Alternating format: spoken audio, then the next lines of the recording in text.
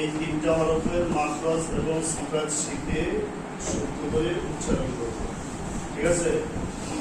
হ্যাঁ, এই যে হামজা কোথা থেকে আদি করতে হয় আমরা শিখছি কণ্ঠনালী শুরু থেকে। দেখি সবাই দেখাও তো কণ্ঠনালী শুরু কোনটা?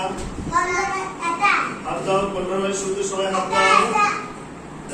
মাশাআল্লাহ, সাফওয়ান একেবারে ভালো করে দেখাচ্ছে কণ্ঠনালী। কণ্ঠনালীর মাঝখান কোনটা? সবাই হাত দাও। কণ্ঠনালীর শেষ কোনটা? মাশাআল্লাহ। তাহলে এই হামজা আদায় হবে কোথা থেকে? কণ্ঠনালীর শুরু থেকে না শেষ থেকে? শুরু থেকে। আদায় করতে হবে শক্তভাবে। কিভাবে আদায় করতে হবে? শক্তভাবে। হামজা শক্তভাবে পড়তে হয়।